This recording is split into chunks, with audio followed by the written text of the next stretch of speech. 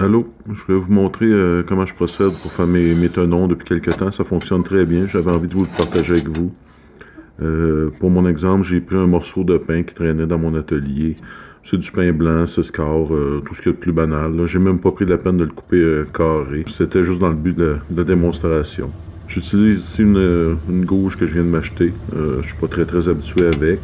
Mais ça fonctionne bien pareil. Là. J'ai voulu faire mes premières armes avec. Je suis assez content du résultat. Je vais faire quelques petites rectifications, mais ça devrait bien aller pour le futur. Donc ici, je fais juste dégrossir ma pièce tranquillement. Je donne une forme plutôt ronde, j'aplanis le fond. Ensuite, je vais être prêt pour faire mon empreinte ou ma mortaise pour accueillir mes mâchoires. J'ai un peu de misère à faire la finition avec mon nouvel outil. Ça fait pas un aussi beau fini que ce que je suis habitué. Mais je l'avais acheté dans le but de faire du dégrossissage, donc ça cause pas vraiment un problème. Là. Je continue quand même à tourner mon bol avec, histoire de m'habituer, en sachant très bien que ce bol-là, cette espèce d'assiette-bol carré-là, ne sortira jamais de mon atelier. Là. Maintenant que ma pièce est terminée, entre guillemets, on s'entend que c'est pas, ça ira pas dans, ça sortira pas de ma boîte de chauffage. Là. Je l'enlève. Moi, j'avais utilisé une queue de cochon pour maintenir ma pièce. Donc, j'enlève ma queue de cochon et je vais avoir accès à mes mâchoires ensuite pour tenir ma pièce. Je vais vous montrer la problématique que je rencontrais souvent. Lorsque j'ai installé ma pièce sur la mâchoire, en serrant un petit peu, là, je l'aide un petit peu, je donne un petit coup de travers pour montrer ce qui arrivait. Le bois cassait. Tout à fait normal. Les fibres, il n'y en a pas beaucoup. Les fibres du bois sont dans le sens que ça l'a cassé. C'est très logique. Mais j'ai réussi à trouver une manière de passer outre ça. C'est très simplement. Vous allez voir dans les prochains moments. Je remonte ma pièce sur la queue de cochon. J'y vais tranquillement. Je fais attention parce que ça peut être dangereux de maintenir la pièce, mais avec de l'habitude, on y arrive assez facilement.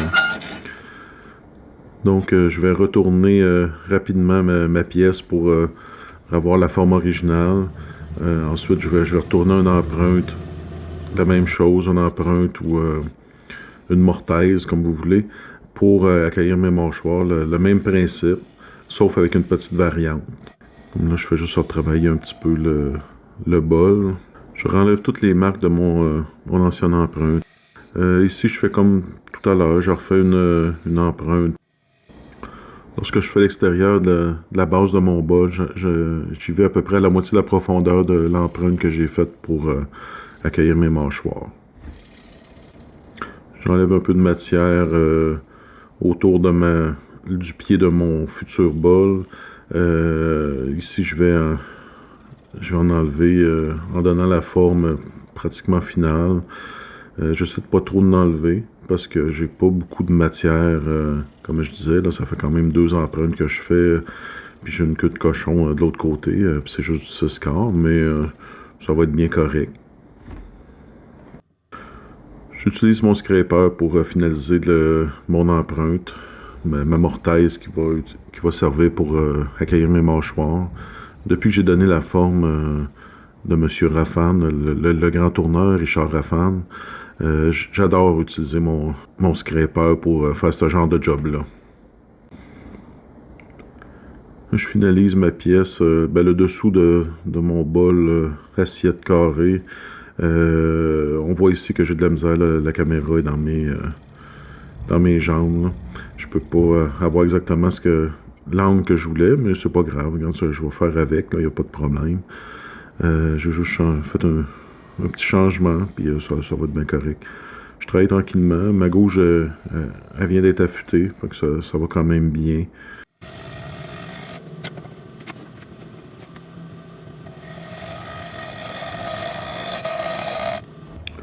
S'ensuit l'inévitable sablage. Je fais un petit sablage rapide. Si je commence avec du 150, la pièce n'a pas besoin de beaucoup de retouches.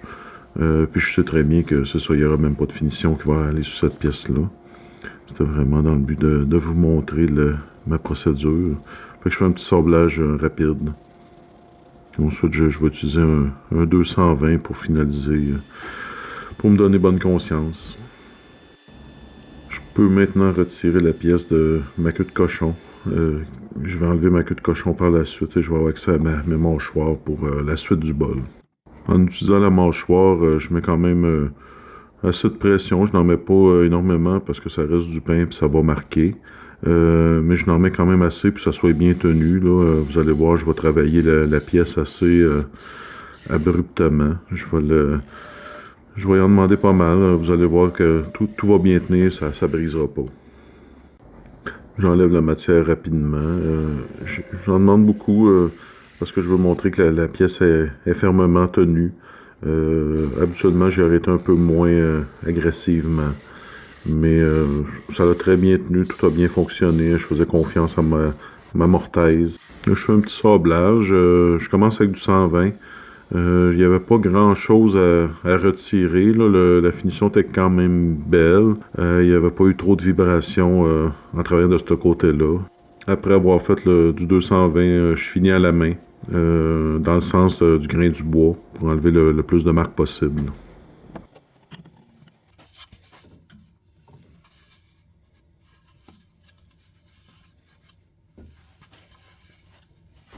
J'ai coupé ma pièce en deux pour montrer comment que ma mortaise était faite. On voit ici qu'elle est plus profonde que mon côté. La pression, lorsqu'on ouvre la mâchoire, est diffusée sur une plus grande surface sur le bol et non juste sur la petite patte, le petit dessous du plat. Merci pour votre visionnement. Si vous avez aimé, abonnez-vous. Merci.